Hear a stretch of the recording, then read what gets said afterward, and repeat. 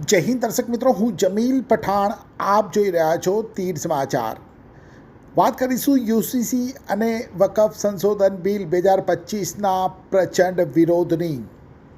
જી હા, યુસીસી એટલે કે યુનિફોર્મ સિવિલ કોડ અને વકફ સંશોધન બિલ 2025ના વિરોધમાં આજે છોટાઉદેપુર જિલ્લાના બોડેલી ખાતે ઓલ મુસ્લિમ સમાજ દ્વારા અલીપુરા 4 રસ્તાથી સેવા સદન સુધી એક વિશાળ મૌન રેલી યોજવામાં આવી હતી.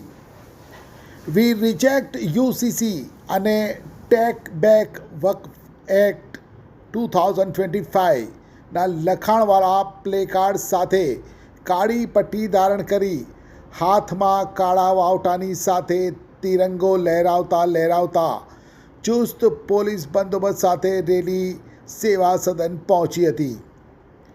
રેલીમાં મોટી સંખ્યામાં મુસ્લિમ મહિલાઓ પણ જોડાઈ હતી. ઉલ્લેખનીય છે કે દેશભરમાં મુસ્લિમ સમાજ અને દેશનો બુદ્ધિજીવી વર્ગ, સામાજિક સંગઠનો દ્વારા આ કાયદાનો પ્રચંડ વિરોધ કરવામાં આવી રહ્યો છે.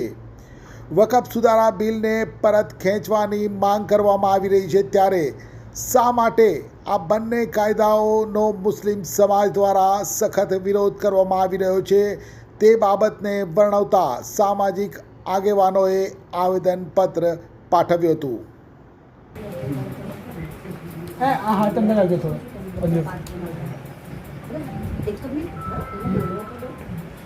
ઓકે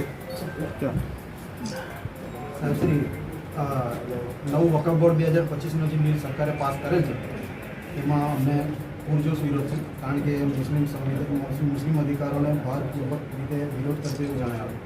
આપ આનો સ્વીકાર કરશો? બીજી વસ્તુ સાહેબ કે યુસીસી જે બિલ છે એ બિલકુલ ગેરબંધારણીય બિલ જે અત્યારે લાવવાનું છે.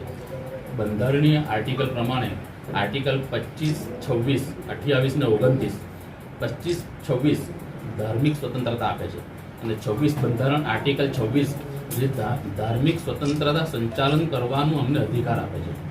અને 28 ને 29 આર્ટિકલ એવું છે કે જે બીજી જેટલી બી સાંસ્કૃતિક ભાષાઓ છે અને રક્ષણ કરવાની એ લોકો જવાબદારી આપણને આપે છે. તો આનું ઉલ્લંઘન થાય છે યુસીસીમાં.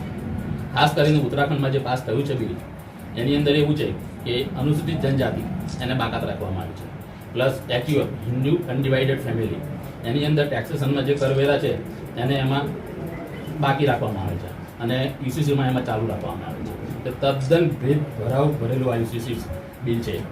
અમારો સખત વિરોધ છે કે આ બિલ પાસ ના થાય. છોટાઉદેપુર બધા થઈ ઓલ મુસ્લિમ તરફથી અમે તમને આવેદનપત્ર આપ્યું છે, એનો અમે તમે સ્વીકાર કરો. સાહેબ, બીજી રિક્વેસ્ટ એવી છે કે આવેદનપત્ર તમને આપ્યું છે એ આગળ સુધી જાય અને જેવી રીતે ખેડૂતના જે કાળા કાનૂન લાયા હતા સરકાર, એ બિલ સુપ્રીમ કોર્ટે સ્ટે લાવી દીધું છે, અટકી દીધું, એવી રીતે આ બિલ પર બી અટકે એવી અમારી માંગણી છે. હું આપનું આ રજૂઆત છે ચોક્કસપણે કલેક્ટર સાહેબને અને રાજ્ય સરકાર તરફ પહોંચાડું.